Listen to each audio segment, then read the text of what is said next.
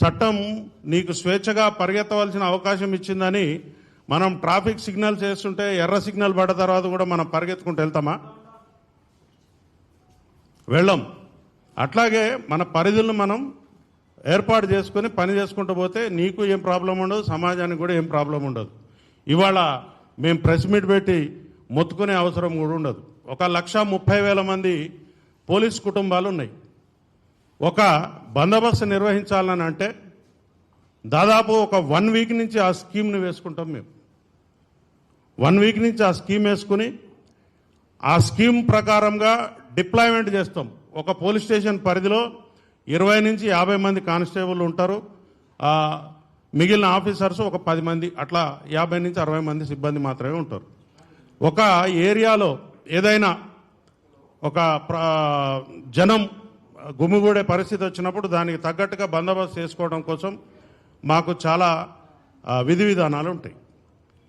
ఇప్పుడు నాకు అర్జెంటుగా ఉంది కాబట్టి, నాకు అర్జెన్సీ ఉంది కాబట్టి నాకు బందోబస్తు ఇవ్వండి, నేను ఒక 1,00,000 మందిని జమ చేసుకుంటా, 10,000 మందిని జమ చేసుకుంటా అంటే అప్పటికప్పుడు సాధ్యం కాని విషయం అది. దానికి ఒక ప్రొసీజర్ ఉంటుంది. ఆ ప్రొసీజర్ ప్రకారమే పోవాల్సి ఉంటుంది.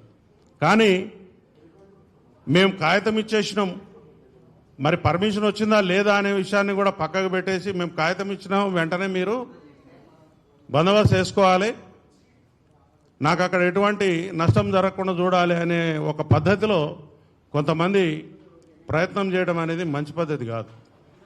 నేను ఈ ప్రెస్ మీట్ సందర్భంగా ముఖ్యంగా పోలీసులను నోటికొచ్చి మాటలు తిడతా ఉన్నారు ఒక్కొక్కడు. కొన్ని సందర్భాల్లో అయితే పొలిటీషియన్లు కూడా బూతులు తిడతా ఉన్నారు పోలీస్ ఆఫీసర్లను. అది మీడియాలో కూడా చాలా సందర్భాల్లో వచ్చింది. కానీ మేము సహించుకుంటూ ఉన్నాం. ఒక్క 10 నిమిషాలు పోలీస్ ఆఫీసర్స్ మేము మాకు ఉద్యోగం చేయమని వదిలిపెట్టిపోతే మీ బతుకులు ఎక్కడుంటాయో ఆలోచించుకోండి. ఎక్కువ తక్కువ చేసి ప్రతిరోజు కూడా మార్నింగ్ 6 o'clock నుంచి మళ్ళీ పొద్దుగాల 6 గంటల వరకు పోలీస్ ఆఫీసర్ డ్యూటీ ఉంటుంది. మరి భోజనం చేస్తాడా, మంచినీళ్ళు తాగుతాడా, ఆయనకు ఫెసిలిటీస్ ఉన్నాయా, ఇట్లాంటి వాటి గురించి ఎవ్వరు మాట్లాడరు. ఉన్న వాటిలో పరిసరాలను అర్థం చేసుకొని అక్కడికక్కడనే వాళ్ళు శారీరక అవసరాలు తీర్చుకుంటూ కూడా ఇల్లు వాకిలు పట్టకుండా పనులు చేస్తూ ఉంటారు. అందరూ పండుగలు చేసుకుంటుంటే పోలీస్ ఆఫీసర్ రోడ్ల మీద ఉంటాడు. అందరూ ఎంజాయ్ చేస్తూ ఉంటే పోలీస్ ఆఫీసర్ బయట గేటు దగ్గర ఉంటాడు. ఎందుకు? Trained officers. ఈ సమాజం కోసం ట్రైనింగ్ ఇచ్చిన ఒక వ్యక్తి ఆయన అన్ని పరిస్థితులను తట్టుకొని నిలబడతాడనే ఒక ఉద్దేశంతో ఆయన పనిచేస్తాడు. కానీ మేము కూడా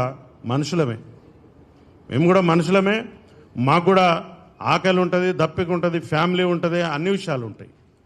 మరి మా యొక్క స్థితిని వీళ్ళు గమనించకుండా ఏదో ఒక నోటికొచ్చిన మాట మాట్లాడి అవమానపరచడం కోసం ప్రయత్నం చేస్తూ ఉన్నారు. ఇది మంచి పద్ధతి కాదు. ఎవరి మీద ఎవరికి కోపాలు ఉండవు, తాపాలు ఉండవు. నువ్వు చట్టాన్ని అనుగుణంగా పనిచేస్తే నీకు ఒక మర్యాద ఉంటుంది. చట్ట ప్రకారం పోకపోతే మీకు రెస్పెక్ట్ ఉండదు. సింపుల్ విషయం ఇది. మీరు నాకు అక్కడ ఒక ఇన్సిడెంట్, నేను ప్రత్యక్షంగా చూడలేదు, కానీ ఆయన ప్రతి విషయాన్ని కూడా ప్రతి నిమిషానికి ప్రెస్ మీట్లు పెట్టడం, ఆయనకు నచ్చిన విషయాలు చెప్పడం, వదిలేయటం, ఈ సమాజాన్ని గందరగోళపరుస్తూ ఉన్నాడు. అసలు ముద్దాయిగా ఉన్నవాడు ప్రెస్ మీట్ పెట్టచ్చా? ఆయనకు అది అధికారం ఉందా? ఆయన వారి యొక్క అభిప్రాయాలను ప్రజల్లో చెప్పచ్చా? ఆయన రిమాండ్ ఖైదీ, ఆయనకు ఇంటర్మ్ బెయిల్ అయితే వచ్చింది, కానీ ప్రెస్ మీట్ పెట్టే అధికారం ఆయనకు ఉన్నదో లేదో నాకు తెలియదు, వారే చెప్పాలి. మరి ఇంకో విషయం కూడా చెప్పారు నిన్న. ఏం చెప్తా ఉన్నాడు? మీలాంటి ఒక మిత్రుడు ఆయనను ప్రశ్న అడిగితే ఆ విషయాలు చెప్పకూడదండి, నేను కొంత అమౌంట్ ఇస్తున్నా, మా సుకుమార్ గారు ఇస్తున్నారు, ఇంకొకళ్ళు ఇస్తున్నారు, దాన్ని ట్రస్ట్ పెట్టి మేము వేరే రకంగా దాన్ని ప్లాన్ చేస్తున్నామని చెప్పినాడు ఆయన. ఆ విషయం చెప్తే ఏమవుతుంది? ఆయన కేసులో ముద్దాయి ఎవరైతే బాధితులు ఉంటారో వాళ్లకు ఇండైరెక్ట్గా బ్రైబ్స్ ఇవ్వడం కిందకి వస్తుంది. అది అసలు ఈ ఈ విషయాలన్నిటి కూడా కోర్టు వారి దృష్టికి తీసుకుపోయి ఆయన బెయిల్ క్యాన్సిల్ చేయవలసిన అవసరం ఎంతైనా ఉన్నది. ఎందుకంటే చట్టవిరుద్ధంగా ఆయన ప్రెస్ మీట్లు పెట్టడం, ప్రజలను గందరగోళం చేయటం, లేకపోతే ఒక డిపార్ట్మెంట్ మీద మాకెవరు మంచిగానే ఉన్నారని చెప్పుకుంటూ కూడా బండలు ఇసిరేయడం అనేది మంచి పద్ధతి కాదు. మీరు చూసారు, ఏ పోలీస్ ఆఫీసర్ కూడా నన్ను సంప్రదించలేదు, చేతులూపమని చెప్పారు. ఆయన కాన్వాయ్ దగ్గర ఎవరైనా పోలీస్ ఆఫీసర్ మీకు కనిపించినారా? ఎంతో దూరంగా ఉన్నారు, 2 మీటర్లు 3 మీటర్లు దూరం ఉన్నారు. ఆ వెహికల్ దగ్గర ఎవరైనా కనిపించారా? చాలా మీడియాలో చాలా క్లిప్స్ వచ్చినాయి. ఆయన అక్కడ ఏం జరిగిందో అనే విషయాన్ని పక్కకు పెడితే ఆయన ఒక బాధ్యత గల పౌరుడిగా ప్రవర్తించలేదు అనే విషయాన్ని నేను చెప్పగలుగుతా.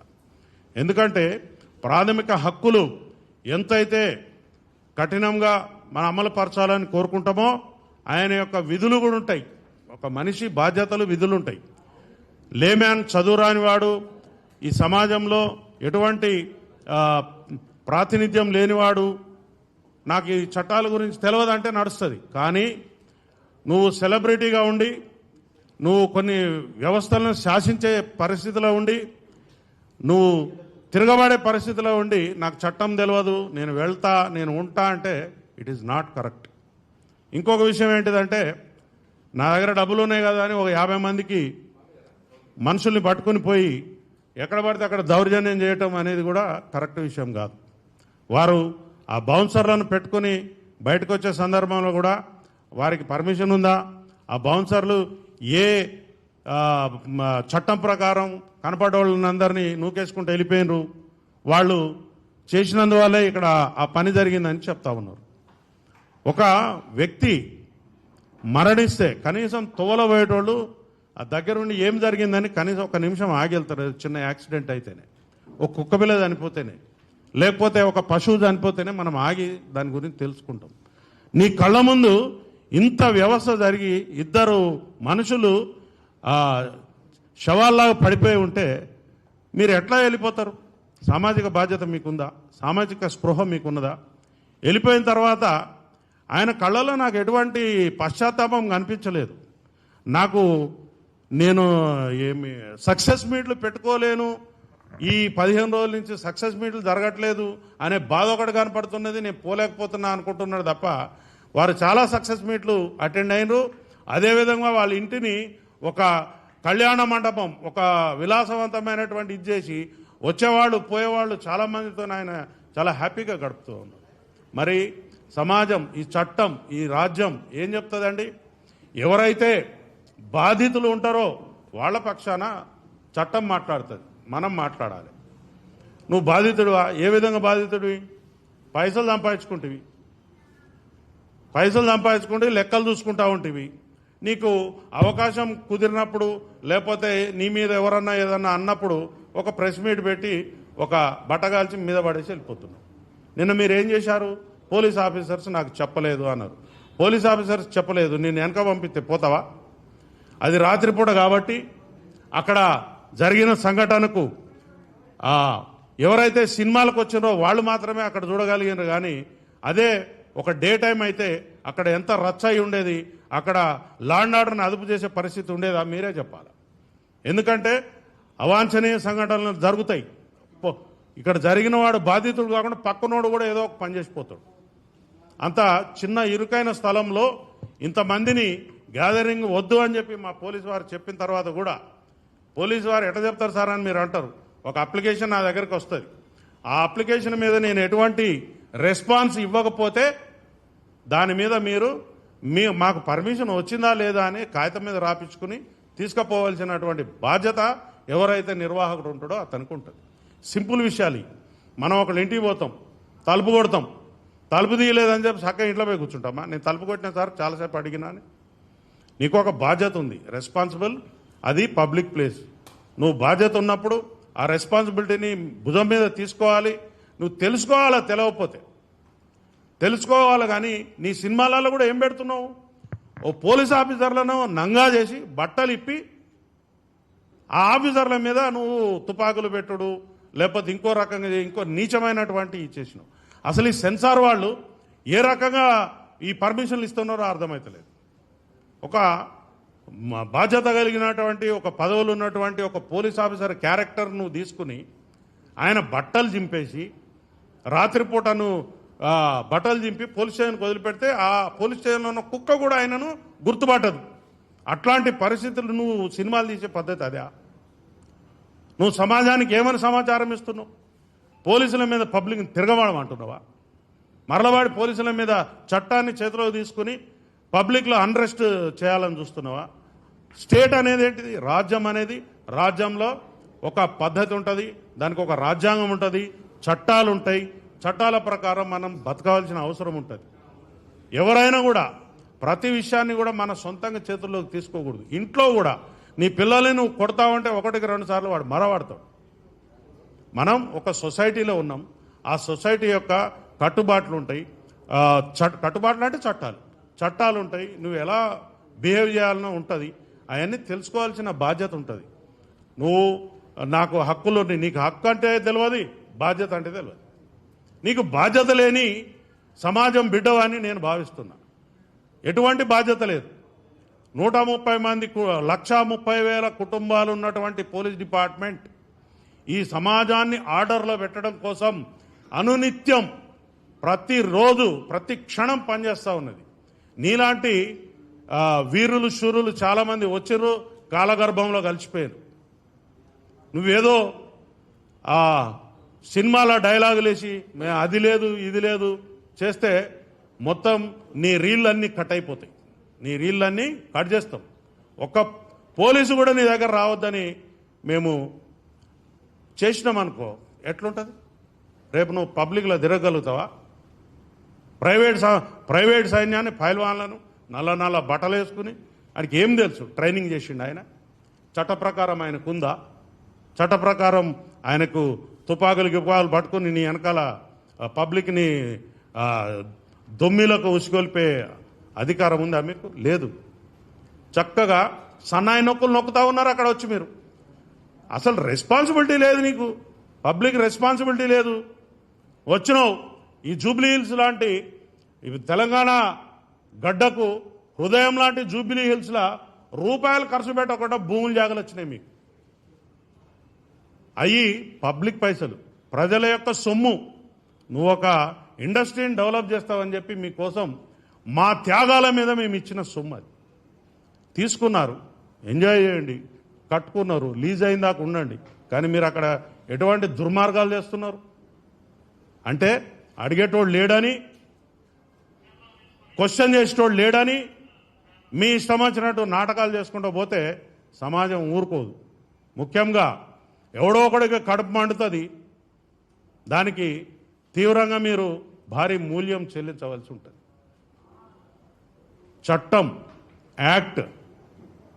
చట్టం తెలుసుకుని చట్టాన్ని గౌరవిస్తూ చట్ట పరిధిలో నువ్వు ఉంటేనే ఈ దేశంలో పౌరుడవుతావు. లేకపోతే ఈ రాజ్యంలో నీకు ఎటువంటి స్థానం ఉండదు. నాకు కొమ్ములు ఉన్నాయి, లేకపోతే నాకు అపరిమితమైనటువంటి పవర్స్ ఉన్నాయి, నాకు తుపాకులు ఉన్నాయి, కత్తులు ఉన్నాయి, కటార్లు ఉన్నాయి అంటే ఏం జరిగింది? మొన్న మీ సోదర సభ్యులకు ఇచ్చిన తుపాకులు వాపసు గుంజుకున్నారు. పబ్లిక్ అన్రెస్ట్ అయితే ఏమైంది? మీకు ఊర్లో వదిలిపెట్టి పారిపోవాల్సిన పరిస్థితి వచ్చింది. మీరు చక్కగా ఉన్నారు, మీరు కోర్టు తలుపు తట్టారు, మీరు కోర్టు యొక్క నిబంధనలను తూచా తప్పకుండా పాటిస్తూ మీరు చట్టబద్ధమైనటువంటి జీవితాన్ని గడిపితే ఎవరికి అభ్యంతరం లేదు. పొద్దున్న లేచి టీవీ పెట్టంగానే వాడిని తిట్టండు, వీడిని తిట్టండు, ఏంటిదండి ఇది? What is this? We are in the society. నువ్వు ఏమనుకుంటున్నావు? నీ పైల్వాన్గిరి ఎవడి ముందు చూపిస్తున్నావు? నీ ఇంట్లో నీ కాంపౌండ్ లోపల చూపించాలి. ఎట్లా మీరు చట్ట పరిధిలో ఉన్నటువంటి అంశాల మీద స్పందిస్తారు? ఎట్లా మీరు ఇది కాదు అని చెప్తారు? మీ దగ్గర ఏమి ఏజెన్సీ ఉంది? ఈరోజు డెమోక్రసీకి దేవాలయం లాంటి మన అసెంబ్లీలో ఒక వ్యక్తి ఒక చిన్న కేసు గురించి 1 గంట ప్రజా ధనం వృధా అయిందనంటే మీరు ఈ రాష్ట్రాన్ని ఏ స్థాయిలో ఇబ్బంది పెడుతున్నారో అర్థం చేసుకోండి. అన్ని పనులు విడిచిపెట్టుకుని ఇట్లాంటిది ఒక కామన్ కేసు. అది నువ్వు చట్టపరంగా నువ్వు నిర్దోషి అయితే ముద్దాయి ఉన్నావు, నీకు ప్రొసీడింగ్స్ ఉంటాయి, దాని ప్రకారంగా నువ్వు వెళ్ళాలి, లా ప్రకారంగా నడుచుకోవాలి, తీపించుకోవాలి నీ మీద కేసు లేని ఉంటే. కానీ నువ్వు ఇట్లా పబ్లిక్లో రచ్చరచ్చ చేసి నేను డబ్బులు ఇస్తున్నా, ఎవడికి కావాలా నీ ముష్టి? ఎవడికి కావాలి నీ ముష్టి? నువ్వు 10 కోట్లు ఇచ్చి 50 కోట్లు ఇచ్చి 100 కోట్లు ఇచ్చినా పోయిన ప్రాణాన్ని తిరిగి తీసుకురాగలుగుతావా? మళ్ళా ఒక్కొక్కడు సన్నాయి నొక్కులు నొక్కుతా ఉన్నారు. పోలీసు వాళ్ళు మంచిగా ఉన్నంతసేపు మంచుకుంటారు. మాకు కానీ కష్టం కలిగి మమ్మల్ని కానీ తీవ్రమైనటువంటి మీ పదజాలంతో ఇబ్బంది పెట్టినంటే మాత్రం ఎక్కడెక్కడ ఏమేం కట్ చేయాలని అన్ని కట్ చేస్తాం. Be careful my dear friends. మీరు చట్టాన్ని ఉల్లంఘించడానికి ప్రయత్నం చేస్తేనే మీరు ముద్దాయిలు అయిపోయినరు. దానికి చట్టపరమైనటువంటి శిక్షలకు మీరు అర్హులవుతారు. కాబట్టి నేను ఇంకొక విషయం కూడా చెప్తా ఉన్నా. మీరు ఇంటి నుంచి బయటకు వెళ్ళేటప్పుడు, బయట నుంచి ఇంటికి వచ్చేటప్పుడు ఒక రకరకాల కాన్వాయ్లు దర్పం ప్రదర్శిస్తూ ఉంటారు. ఆ దర్పం కూడా అవసరం లేదు. సైలెంట్గా పోయి ఎవరు చాలామంది ఉన్నారు. చిన్నప్పుడు మీరు ఏం సినిమాలు తీస్తున్నారండి? సమాజానికి ఉపయోగపడే సినిమాలు తీస్తున్నారా? భారతదేశ కీర్తి ప్రతిష్టలు ఇన్మడింపజేసే సినిమాలు తీస్తున్నారా? రైతు కుటుంబం సినిమా తీస్తున్నారా? లేకపోతే ఏమన్నా నర్తనశాల సినిమా తీస్తున్నారా? లేకపోతే మన సందేశాత్మకమైన సినిమాలు తీస్తున్నారా? సాగర సంగమం లాంటి ఏమన్నా? మీరు ఏం సినిమాలు తీస్తున్నారు? దొంగతనం ఎట్లా చేయాలి, లంగతనం ఎట్లా చేయాలి, ఎట్లా బారిపోవాలి? కనీసం మహిళలు అంటే మీకు గౌరవం కూడా లేదు. మహిళలు అంటే గౌరవం కూడా లేదు నీకు. ఇంతవరకు ఎవరు అడిగి ఉండడు ఈ ప్రశ్న. నువ్వు హీరోయిన్ పట్టుకుని ఏమంటావు?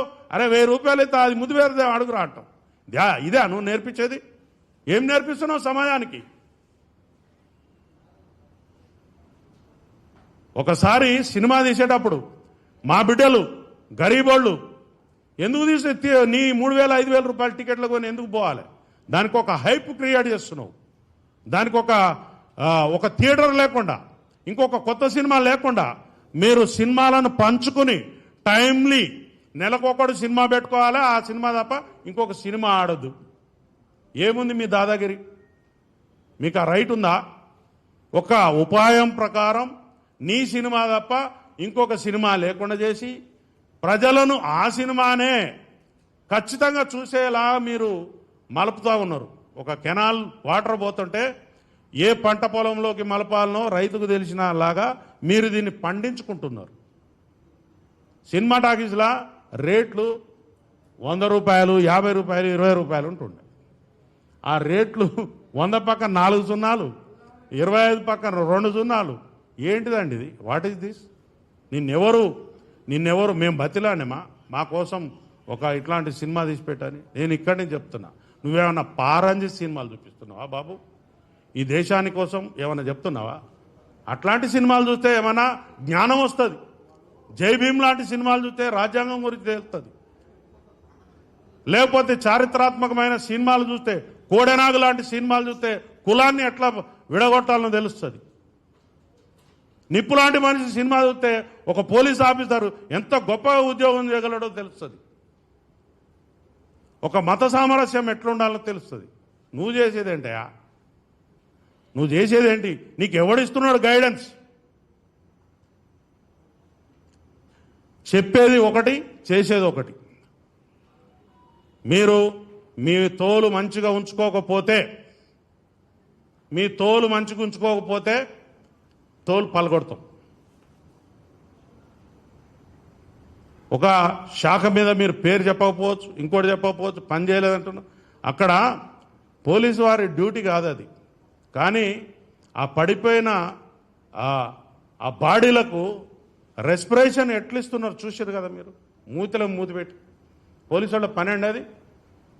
కానీ ఒక వ్యక్తి అక్కడ జీవితం పడిపోయి ఉన్నది, తీసుకుని ఆ యొక్క రెస్పిరేటరీ సిస్టమ్ అట్లా అందించింది. కాబట్టి అందులో ఒక బాబు ఇవాళ మన కోసం అవకాశం ఉంది. సో మై ఫ్రెండ్స్, దయచేసి నేను ఈ పత్రికా ముఖంగా, మీడియా ముఖంగా నేను మన వాళ్ళకి చెప్పేది ఏంటిదంటే, ఒక గొప్ప సందేశాత్మకమైనటువంటి సినిమాలను మనం ప్రోత్సహిద్దాం. సందేశాత్మకమైన సినిమాలు చాలా ఉన్నాయి, ప్రోత్సహిద్దాం. కానీ మనం ఏ పని చేసినా కూడా సమాజ శ్రేయస్సును దృష్టిలో పెట్టుకుని సొంత లాభం కొంత మానుకో పొరుగు వారి కోసం పాట పడబోయని చెప్పినారు మన కవులు. అది చదువుకోండి, నేర్చుకో, సబ్జెక్టు నేర్చుకో. నువ్వు గొప్పగా, నీకు హావభావాలు ప్రకటించడం రాదు, నటించడం రాదు, చచ్చిపోయిన మనిషి గురించి చెప్పడం నీకు అంతకంటే రాదు. నువ్వు ఎట్లా నటునివైనవా నాకు అర్థం కాదు. చెప్పు, నువ్వు చెప్తున్నావు అరే ఇది అదే, నాకు పైసలు రాలేదు, నా సినిమా డుమ్మా అన్నది, ఇజ్జత్ మొత్తం పోయింది. ఆ పైసలు రాని ఫ్రస్ట్రేషన్ నీ దగ్గర కనపడుతుంది. కానీ నువ్వు ప్రజల కోసం సర్వీస్ చేసే ఏదైతే చితికిపోయిన ఫ్యామిలీ గురించి నువ్వు ఆలోచించే యొక్క ఫీలింగ్స్ నీ ముఖంలో మాకు కనిపిస్తలేవు. కాబట్టి ముందు నటన నేర్చుకో, ఇదైనా నటించు నువ్వు ఫస్ట్. ఇట్లాంటి ఎవడు చేయైనా దురదొచ్చిన కాడ ఎక్కడైనా గోక్కోవడానికి వెళ్ళిపోతుంది, చెయ్యి, పెద్ద విషయమేం కాదు. అది అప్రయత్నంగా పోతుంది. అది నాకు ఇక్కడ తలలో దురద పెడతాను. నేనేం దానికోసం పెద్ద యాక్షన్ నేర్చుకోక్కర్లేదు, లేకపోతే ప్రతిభ చూపి అక్కర్లేదు. ఆటోమేటిక్ పోదా గోక్కుంటుంది, చెమట పడుతుంది, తుడుచుకుంటా. ఈ చిన్న చిన్న విషయాలు. నువ్వు మహానటుడివే, మేము కాదంటలేము. కానీ నువ్వు మా డిపార్ట్మెంట్ మీద వ్యక్తిగతంగా పోలీస్ అధికారులు నాకు చెప్పలేదు, నన్ను పిలవలేదు, నేను చెప్తే వెళ్ళిపోయేటోడిని. ఎందుకు చెప్తారు నీకు? నువ్వు తీసిమార్కానువా? నువ్వు మామూలు పౌరుడివి. నువ్వు you are a common citizen. నీకు సిటిజన్షిప్ ఇక్కడ ఉందో లేదో కూడా తెలియదు. నీ ఆధార్ కార్డు ఎక్కడుందో మాకు తెలియదు. ఫస్ట్ ఆంధ్రాలో ఉందా, తెలంగాణలో ఉందా? ముందు అది డిక్లేర్ చేయి మాకు. ఏంటి ఈ వ్యవస్థ ఏంది? నువ్వు చేసే కథ ఏంది? మా యొక్క అసెంబ్లీ సమావేశాలు నడుస్తున్నాయి, అక్కడ బ్రహ్మాండమైనటువంటి పైసలు, ప్రజల పైసలతో చర్చలు నడుస్తున్నాయి. నీ రామాయణమేంద్రా బాబు మాది ఇక్కడ. ఇది ఏంటిది? ఇక్కడ గంట సమయం, it is a valuable time. ఒక నిమిషానికి 2 లక్షలు 3 లక్షలు ఖర్చు అవుతాయి. గంట సమయం పోయింది మా అసెంబ్లీ. ఏమంటావు? అసలు నీ గురించి మేమెందుకు ఇక్కడ బాధపడాలి? పిచ్చి పిచ్చిగా నీకు ఈ తెలంగాణ సమాజం చాలా మంచిది, సౌమ్యులు, ఎవరినైనా ఆదరిస్తారు. కాబట్టి మీరు ఇంకా ఇక్కడ నాటకాలు చేస్తూ ఉన్నారు. కాబట్టి నేను ఒక మంచి సందేశాన్ని, ఒక సున్నితంగా మిమ్మల్ని హెచ్చరించడం కోసమే నేను ఇక్కడ వచ్చిన. మా యొక్క కుటుంబాలు 130,000 మంది పోలీస్ ఆఫీసర్స్, వాళ్ళ ఫ్యామిలీస్ ఒక్కసారి అడ్డం తిరిగితే ఏం జరుగుతుందో మీకు తెలియదు. కాబట్టి నేను చెప్తున్నా, పోలీసు వారి మీద నోరు బారేసుకోవడం బంద్ చేయి. మా ఇన్వెస్టిగేషన్ చక్కగా లేదు, మేము సరైన సెక్షన్లు పెట్టలేదు. There is a platform. నువ్వు చక్కగా పో, చట్టం దగ్గర పో. వీళ్ళు సరి అయినటువంటి నా మీద అభియోగాలు పెట్టలేదు కాబట్టి దాన్ని రద్దు చేయించుకో. రద్దు చేయించుకున్న తర్వాత నీకు ఇంకా బాగా కసి కోపం ఉంటే వారి మీద డిఫేమేషన్ సుటి. కానీ అడ్డదిడ్డంగా పోలీస్ అధికారుల జోలికి వస్తే మాత్రం ఇందాక నేను చెప్పినట్టు కట్ అయిపోతుంది, రీల్స్ కట్ అవుతాయి. సీదా చెప్తున్నా, రీల్స్ కట్ అవుతాయి. ఇన్ని రోజులు మేము వేచి చూసినాం. ఇంకా కొంతమందికి చెప్తున్నా నేను, పోలీస్ ఆఫీసర్లను లంజొడక, వాడేవాడు వీడేవాడు, దొమ్మికొద్దాం, అది చేద్దాం అనుకున్న పెద్ద మనుషులకు కూడా రీల్స్ కట్ అవుతాయి. మేము టాలరేట్ చేసే స్థితిలో లేం. Be careful in future.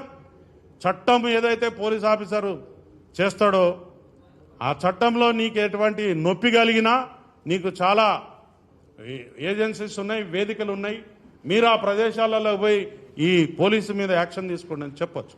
కానీ అంత పని చేసి దగ్గర 10,000 మంది క్రౌడ్ ఉన్నది, 50 మంది కూడా లేరు అక్కడ ఆఫీసర్స్. మొత్తం నీకు పోలీసు అంతా వచ్చి నీకు అక్కడ పనిచేస్తున్న తర్వాత కూడా నువ్వు పోలీసుల్ని కించపరిచినట్టు మాట్లాడుతున్నావు అని అంటే నువ్వు ఏమనాలో నీకు దమాకు ఉండి మాట్లాడుతున్నావా, దమాకు లేక మాట్లాడుతున్నావా, లేకపోతే సామాజిక స్పృహ ఉన్నదా, చట్టం చదువుకున్నావా? ప్రతి ఒక్క పౌరుని బాధ్యత రాజ్యాంగం గురించి తెలుసుకోవటం, చట్టం గురించి తెలుసుకోవటం. చిన్న చిన్న విషయాలు కూడా మీరు ముందేసుకొని ఎవరిని బ్లేమ్ చేద్దాం అనుకుంటున్నారు, ఎలా బయటపడదాం అనుకుంటున్నారు? This is not the way. నువ్వు ఎవరినో బదనాం చేసి బయటపడాలనుకునేది తప్పు. నువ్వు చేసింది తప్ప రైటా అనేది కూడా నేను చెప్పాను. ఎందుకంటే నీ విజ్ఞతకు వదిలేస్తా. నీ దగ్గర ఉన్న చట్టాన్ని నడిపించే న్యాయవాదులు మీ దగ్గర ఉన్నారు, వారు చెప్తారు నువ్వు. అంతేగాని కోర్టు ఏం చెప్పింది? కోర్టు విషయాలు నేను మాట్లాడకూడదు, కానీ ఏం చెప్పింది? నీ కోర్టు కేసు తీసేసిందా? తీసేస్తే మరి మంచిగా హ్యాపీగా తిరుగు. తీసేసిందాక మాత్రం నువ్వు ముద్దాయివే కదా. ముద్దాయి ఏం చేయాలి? నీకు రెగ్యులర్ బెయిల్ కూడా కాదు, అది రెగ్యులర్ బెయిల్ కూడా కాదు, ఇంట్రీమ్ బెయిల్. నువ్వు దాన్ని చూసుకుని నాకు అంతా స్వేచ్ఛ వచ్చేసింది అనుకోవద్దు. You are under the clutches of law. చట్టాన్ని నువ్వు ఖచ్చితంగా పాటించవలసినదే. చట్టాన్ని పాటించకపోతే జైలు ఊసల వెనక ఉండాల్సిందే. అది చట్టం. మీరేమన్నా మాకు చుట్టమా? మీరేమన్నా మాకు శత్రువా? మీరేమన్నా మాకు లేకపోతే పాలోడా, పగోడా? ఏమున్నది మీతో మాకు? కాబట్టి మీ అనుభవం, మీకు 22 సంవత్సరాల అనుభవం ఉంది, 30 ఏళ్ళ అనుభవం ఉంది, మాకు అవసరం లేదు. కానీ మీరు చట్టాన్ని మాత్రం ఖచ్చితంగా గౌరవించాల్సిందే. మీది ఏం కేసు అండి? ఇట్లాంటి కేసులు ప్రతిరోజు పదుల సంఖ్యలో రిపోర్ట్ అవుతాయి. You are one of the accused. ఇట్లాంటి కేసులో నువ్వు ఒక నేరస్తునివి మాత్రమే. మరి చట్టం గురించి రకరకాల ఇల్లిస్ట్రేషన్స్ ఇస్తూ ఉన్నారు మీరు. ఏదున్నా కూడా పేపర్ మీద ఏదైతే ఉన్నదో గదే. పేపర్ మీద లేని దాని గురించి మనం పట్టించుకోవాల్సిన అవసరం లేదు. నిన్న నువ్వు పదే పదే నాకు ఆ కుటుంబం మీద బాధ్యత ఉన్నది, ఇది ఉంది, అది ఉంది, పైసలు పెట్టి ఎంతమందిని కొంటావు? నువ్వు ఉన్నదే లీజు జాగలో ఉన్నావు. జూబ్లీ హిల్స్లో భూమి కొనాలంటే ఎంత అవుతుంది? రూపాయి 2 10,000 వస్తుందా? ఎవరో రాజకీయ నాయకుడు ఇక్కడ మీ ఇండస్ట్రీ డెవలప్ కావాలని చెప్పి మీకోసం ఒక సౌలత్ కల్పించారు. వాపును చూసి బలమని పొంగిపోదు. మీకు అంతా వాపే. అది ఎప్పుడు పోతుందో ఆ గాడుపు పోతుంది. పబ్లిక్ తీసి పడేస్తారు. ఆల్రెడీ సగం తీసేసిండ్రు, మిగిలింది కూడా పోతుంది. దయచేసి మా కుటుంబాల నుంచి ప్రతినిధిగా నేను మాట్లాడుతున్నా. పోలీసు వారిని కించపరిచేలాగా కానీ, అవమానించేలాగా కానీ, లేకపోతే బెదిరించేలాగా కానీ ఎవరైనా ప్రవర్తన చేస్తే మాత్రం అది మీ బొంద మీరే దవ్వుకున్నట్టు అవుతుంది. ఈసారి నుంచి ఉపేక్షించేది లేదు. చట్టపరంగా ముంగడిపోతాం, న్యాయపరంగా ముంగడిపోతాం. ప్రజలలో కూడా తీసుకుపోయి మీ బట్టలు కూడా తీపిస్తాం. పబ్లిక్లో కూడా పోయి ఊరూరికి మీటింగులు పెట్టి మీ బట్టలు కూడా తీపిస్తాం. Be careful. Thank you very much. Thank you.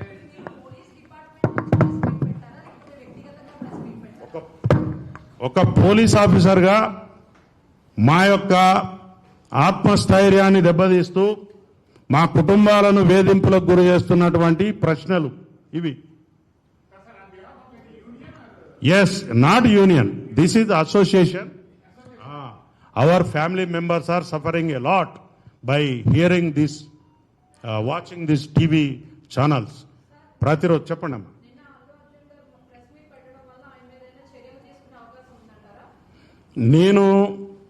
నేను ఒక ఫ్యామిలీ మెంబర్గా మాట్లాడుతున్నా. ఇప్పుడు ఆయన ఒక పోలీస్ ఆఫీసర్గా నేను మాట్లాడతలేను. మా ఫ్యామిలీస్ మా యొక్క ఆత్మస్థైర్యాన్ని దెబ్బతీస్తూ మా యొక్క కుటుంబాలను డిఫెన్స్లో పెడుతున్నాడు ఈయన మాటలు. ఆయన తీసిన సినిమా ఏంటిదండి? ఒక సీనియర్ పోలీస్ ఆఫీసర్ని తీసుకుపోయి రాత్రిపూట మందు తాగిపించి లక్షల రూపాయలు ఇచ్చి బట్టలన్నీ ఉడదీసి వస్తే పోలీస్ స్టేషన్కి వస్తే ఆయన కుక్క కూడా గుర్తుపట్టదు ఆయన. అటువంటి సమాజాన్ని సృష్టించాలని నేను అనుకుంటుండా, లేకపోతే స్మగ్లర్ల చేతిలో పోలీసు వాళ్ళ బట్టలు ఇప్పియాలని నేను చూపిస్తున్నాడా? అది మా క్వశ్చన్. ఆయన చట్టపరంగా పోవడానికి నాకు ఎటువంటి అభ్యంతరం లేదు. As a citizen of India is having every right to approach anywhere. మేము ఆ సినిమా వచ్చి కూడా ఇవ్వాలి కాదు, దాదాపు 2 ఏళ్ళు అయిందో 3 ఏళ్ళు అయిందో 4 ఏళ్ళు అయిందో, నాకు ఎవరో చెప్తే విన్నా నేను. కానీ ఒక వ్యక్తిని కానీ, ఒక సంస్థను కానీ, ఒక సమాజాన్ని కానీ హ్యూమిలియేట్ చేయటం అనేది చాలా దుశ్చర్య.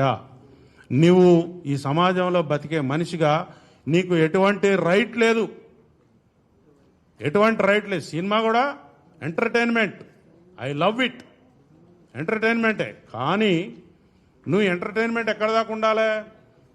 నిన్ను పిలుసా రా తమ్మి అని ఇట్లా అంట, జబ్బమే చేస్తా, ఇట్ ఈజ్ అన్ ఎంటర్టైన్మెంట్. ఇటు రా అని ఈ మీద ఒకటి బీకితే అది ఎంటర్టైన్మెంట్ అవుతుందా? అది అటాక్ అవుతుంది. అవును, నేను అడుగుతున్నా కదా, అదే అడుగుతున్నా. ఇప్పుడు నేనేమంటున్నా, సెన్సార్డ్ బోర్డు చర్యలు తీసుకున్నదనే అడుగుతున్నా నేను. వాళ్ళు ఇవ్వద్దు, వీళ్ళు ఇవ్వద్దనే అడుగుతున్నా. మీట్లో ఉన్నా, ప్రెస్ మీట్లో ఉన్నా, మళ్ళీ చేస్తా. అమ్మా, నేను ఒక విషయాన్ని మీకు చెప్తున్నా. నేషనల్ అవార్డు రావచ్చు, ఇంటర్నేషనల్ అవార్డు రావచ్చు, లేకపోతే ఆయనకి రకరకాల రావచ్చు. మీరు ఆ మాట అన్నారు కాబట్టి చెప్తున్నాను. కరెక్టే సార్, నేనేమంటలేను. పోలీసు వాళ్ళను బట్టలు తన్నినందుకు నేషనల్ అవార్డు ఇచ్చిరా ఆయనకి? అందులో ఇది ఒకటి ఉంది కదా. మరి నేనేమనుకుంటున్నా, మేము ఆ సినిమాను చూడలేదు, నాకు ఇప్పుడే తెలిసింది అది విషయం. రాత్రి ఎవరో అంటే ఇట్లా బట్టలు ఇప్పిండు పోలీస్ ఆఫీసర్ అంటే అవునా అని నేను అది కోట్ చేసిన. ఎవరు ఆయన బాజాబ్తాగా ఏం పిటిషన్ వేసినా చూడండి అక్కడ. లేలే, కోర్టులో వారు ఏమని సమర్పిస్తున్నారు వాళ్ళు? పోలీసులదే మాకేం సంబంధం లేదు, కనీసం నన్ను చూడటానికే వాళ్ళు పోలీసు వాళ్ళు. ఒక మాట చెప్పండి, పోలీస్ ఆఫీసర్ చెప్తున్నాడు కదా, వాళ్ళు ఏమని చెప్తారు? ఇది ఒక accident. How can you judge? మీరు జడ్జి కాదు కదా. ఇట్ ఈజ్, అది ఎక్కడుంది? ఎవరు తేల్చాలి? కోర్టు తేల్చాలి. మీరేమని చెప్పాలా? నేను ముద్దాయిని, నాకు ఈ కేసుకి ఎటువంటి సంబంధం లేదని కోర్టు చెప్పుకోవాలా. You are not suppose to express your views before the media. ఉంటుంది, ఎందుకు ఉండదు? అమ్మా,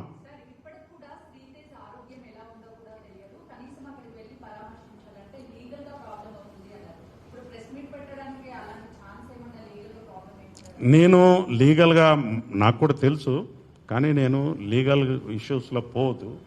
నేను నా ఆవేదన, మా కుటుంబాల యొక్క, మా పిల్లల యొక్క అంతరార్థాన్ని నేను మీ ముందు చెప్పడానికి వచ్చాను. ఎవ్వరూ ఆఫీసరు సాహసిస్తలేరు, తిట్లు తింటున్నారు, నోరు మూసుకుంటారు, పోతున్నారు, అయిపోయింది. పోయి సీనియర్ ఆఫీసర్లు చెప్పుకుంటే ఈ పోన్లే బాబు అని పెద్ద మనసుతోని మా ఆఫీసర్లు కూడా చిన్న చిన్న విషయాలు వివాదాలు పోదండి. చెప్పండి. అవును, ఆయన కోర్టు పర్మిషన్ ఉండాలి దానికి.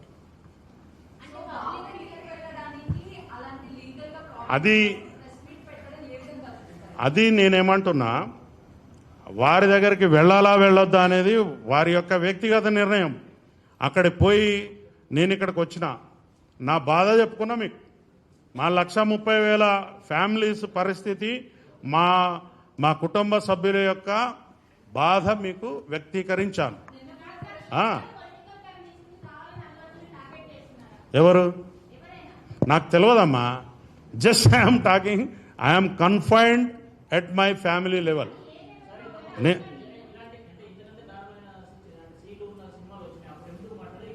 నేను సినిమాల గురించి కూడా మాట్లాడతలేదు. ఆ సినిమాలు తీశారు వారు. ఎప్పుడు పోలీసులను వ్యక్తిగతంగా నువ్వు మంచిగా పనిచేయట్లేదు, నువ్వు అది చేస్తాను, నీ గురించి నాకు నష్టం జరిగిందని ఏ ఫిలిం యాక్టర్ కానీ ఆ సంస్థలు కానీ మాకు చెప్పలేదు. కానీ డెలిబరేట్గా ఇప్పుడు ఇక్కడ ఏం జరుగుతుందంటే నేను తప్పించుకోవడం కోసం పోలీసు వాళ్ళ మీద బదనాం నూకేద్దామని ఉన్నాను.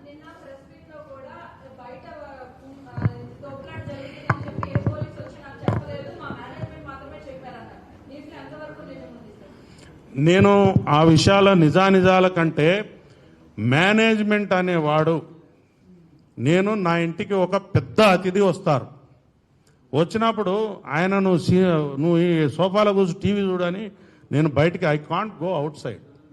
కానీ నా ప్రెమిసెస్లో ఏమేమి జరుగుతున్నదో నిమిషానికి సమాచారం ఉంటుంది నా దగ్గర. సార్ ఇట్లా జరిగింది, స్టాంపేడ్ అయింది, మనోళ్ళు బౌన్సర్లు కొంతమందిని నెట్టేసిన తర్వాత అక్కడ ఒక ఇష్యూ అయింది, మీరు బయటికి పోండి అని చెప్పే ఉంటారు, చెప్పకుండా ఉండరు. ఎందుకంటే అది చాలా సీరియస్ ఇష్యూ. అది అర్ధరాత్రి పూట జరిగింది కాబట్టి నువ్వు సైలెంట్గా ఉన్నావు. అదే డే టైంలో అట్లాంటి ఇన్సిడెంట్ జరిగితే దానిని ఆపే తరం ఎవరికైనా అవుతుందా మీరు చెప్పండి? అవుతుందా? ఆవేశపరులు ఉంటారు, ప్రతి ఒక్క మైండ్ మనస్తత్వం డిఫరెంట్గా ఉంటుంది. అదే కదా చెప్తున్నా.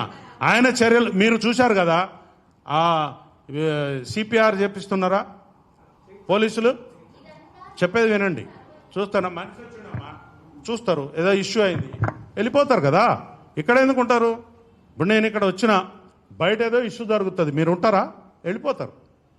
అదేదో ఇంపార్టెంట్ అని పోతారు. అక్కడ ఏదైనా ఒక బ్లాస్టింగ్, ఒక కొట్లాట, ఒక దొమ్మి, ఒక అల్లరి కనపడితే ఉండరు కదా. ఇప్పుడు పోలీసు అనేవాడు కూడా మనిషే. కానీ నీకు డ్యూటీ ఎక్కడి నుంచి ఎక్కడికి వేసినాం? డ్యూటీలో ఉన్న వాళ్ళందరూ నీ దగ్గర కూడా కొంతమంది ఉంటారు, డయాస్ మీద ఉంటారు, టైలెండ్లో ఉంటారు, ఊరు బయట ఉంటారు, టాయిలెట్స్ దగ్గర ఒకడు ఉంటాడు, ఒక బందోబస్తు ఎట్లుంటుంది అట్లుంటుంది. నీ దగ్గర ఉన్నవాడు చూడవచ్చు, చూడలేదని నేను అంటలేం. మేమేమి మానవాతీత మనుషులం కాదు.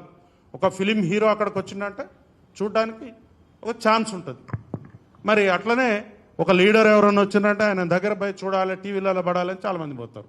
మా వాళ్ళు కూడా ఒకళ్ళిద్దరు పోయి ఉండొచ్చు, కానీ డిప్లాయ్మెంట్ చేసిన ఫోర్స్ మొత్తం అక్కడికి పోయింది అని చెప్పడానికి వాళ్ళ దగ్గర ఆధారం ఉందా? లేదు. ఎవరు? బౌన్సర్లు వెళ్ళిపోయారు కదా, ఆల్రెడీ థియేటర్ నింపి పెట్టుకున్నారు. నేనేమంటున్నా, I'm not talking about theatre. బయట ఏదైతే ప్రదేశం ఉన్నదో అది పబ్లిక్ గ్యాదరింగ్కి అనువుగా లేదు అనే విషయాన్ని ఆ కన్సర్న్ పోలీసు వారికి చెప్పిన తర్వాత కూడా నేను 10 అడుగుల దూరమే జులూస్ తీస్తా, 5 అడుగుల దూరమే జులూస్ తీస్తా అంటే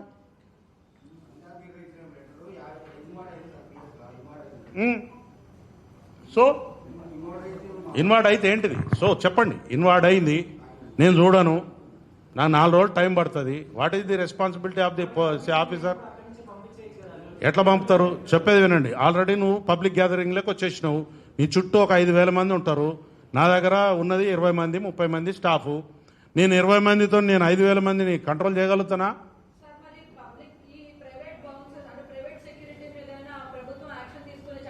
పక్కా తీసుకుంటారు, పక్కా. చెప్పేది వినండి, ఒక నిమిషం వినండి. ప్రైవేట్ సెక్యూరిటీ అనేదే private, it is a private. వాడు చట్టానికి అతీతుడు కాదు, చట్టంతోనే పనిచేయాలి, ఆయన చట్టంతోనే పనిచేయాలి. He is not suppose to throw anyone. నువ్వు నీ మనిషికి చుట్టూ ఉండండి, దానికి ఒక ప్రొసీజర్ ఉంటుంది, రోప్ ఉంటుంది, దానికి ఒక అడ్వాన్స్ పైలటింగ్ ఉంటుంది, అన్నీ ఉంటాయి. అది పోలీసు వారు నీకు ప్రొటెక్షన్ ఇస్తే ఇవన్నీ జరుగుతాయి. నువ్వు ఎవరినో చదువురాను అంటే ఆ పర్టికులర్ డిపార్ట్మెంట్లో అనుభవం లేని వాడిని తీసుకుని వచ్చి బాగా కండలు బాగున్నాయని చెప్పి నువ్వు వాడిని దోబే ఈయన దోబే అంటే జైలుకు పోతారు. ఏం జరుగుతుంది? చట్టం ఆ పని చేస్తుంది. ఇప్పుడు ఆయన మీద కేసులు పెట్టారంటున్నారు. మరి కేసులు పెట్టారంటే నువ్వు దాన్ని ఎక్కడ ఛాలెంజ్ చేయాలి? మీడియా ముందు ఛాలెంజ్ చేయాలా? మనం కాదు కదా అథారిటీ. మీరు చాలా డిఫరెంట్ వ్యాఖ్యానాలు వచ్చినాయి. I don't want to go in to those debates. ఆ వ్యాఖ్యానాల్లోకి నేను పోదలుచుకోలే. ఎందుకంటే నాది ఒక ఎయిమ్ ఉంది. నా యొక్క ఫ్యామిలీస్ మీద, నా యొక్క సహచరుల మీద, నా యొక్క డిపార్ట్మెంట్ మీద మీరు ఇష్టం వచ్చినట్టు మాట్లాడితే మాత్రం సహించం. ఒకవేళ మేము తప్పు చేసినాం, తప్పు చేస్తే మా సీనియర్ అధికారులు ఉన్నారు, దాని మీద ఇంకొక అధికారం ఉంటుంది, దాని మీద ఇంకొక అధికారం ఉంటుంది మా మీద యాక్షన్ తీసుకోవడానికి. But you are not suppose to insult before the public. మీరు మీ వ్యూస్ చెప్పొచ్చు, నేను కూడా చెప్పినా కదా, నేనేమన్నా చెప్పినా చెడ్డ మాటలేం చెప్పలేగా. ఎవరు? నేనేమి అను కానీ నేను ఒక సమాజానికి గరీబోళ్లకు ఒక విషయం చెప్తా. నేను అదే చెప్తున్నా, నేను సమాజానికి పేదవాళ్లకు అప్కమింగ్ మిడిల్ క్లాస్ ఫ్యామిలీస్కి ఏం చెప్తున్నా అంటే, నీకు ఒక 10-15 రోజులు ఆగితే ఓటీటీ ప్లాట్ఫామ్ మీద రూపాయికో 20 రూపాయలకో వచ్చే సినిమాను నీ జీతం సగం జీతం కష్టపెట్టుకుని పోయి వాని బొంద మీద కొట్టదు. ఒకటి. రెండోది ఏంటంటే, నా పిల్లలకు చెప్తున్నా, నేను పేద వర్గాలకు సంబంధించిన మిడిల్ క్లాస్ వర్గాలకు సంబంధించినటువంటి పిల్లలు ఎక్కువగా ఊహించుకోకండి నీ హీరో గురించి, ఎక్కువగా ఊహించుకోకండి నీ హీరోయిన్ గురించి, ఎక్కువగా ఊహించుకోకండి నీ యొక్క పరిస్థితుల గురించి. నువ్వు, నీ కుటుంబం, నీ తల్లిదండ్రులు, నీ బజారు, నీ యొక్క ఊరు మాత్రమే ఇంపార్టెంట్. ఈ బాగు చేసుకోగలిగితే మన సమాజం చాలా గొప్పగా వెళ్తుంది. పారంజిత్ లాంటి ఒక సందేశాత్మకమైనటువంటి చిత్రాలు ఇచ్చే వాళ్ళు డైరెక్టర్స్ ఉన్నారు. అట్లాంటి సినిమాలు చూడండి, 2000 కాదు 4000 పెట్టి చూడండి, నీకు కొన్ని విషయాలు తెలుస్తాయి. ఎక్కడ చట్టం ఏం చేస్తుంది, ఎక్కడ పోలీసు వారు అతిక్రమించొద్దు, ఎక్కడ వకీలు అతిక్రమించొద్దు, ఎక్కడ మనం జీబ్రా లైన్స్ అతిక్రమించొద్దు. చట్టం అంటే నువ్వు నీ యొక్క స్ట్రెంగ్త్ ఏంటో నీకు తెలుస్తుంది. నేను అవార్డు గురించి నాకు తెలియదు భయ్, ఇప్పుడు చెప్తా ఏనండి. అది తెలుసుకుంటే నీ హక్కుల గురించి తెలుస్తుంది. ఆ సినిమా గురించి తెలుసుకుంటే నీ హక్కులు తెలుస్తాయి. అమ్మా నేను ఆల్రెడీ చెప్పేసిన, ఆల్రెడీ ఐ హ్యావ్ టోల్డ్, మమ్మల్ని కెలకద్దు రీజన్ లేకుండా మీరు ఇబ్బంది పెట్టినంటే మాత్రం మీకు రీల్స్ కట్ అవుతాయని చెప్పిన. Reels cut right.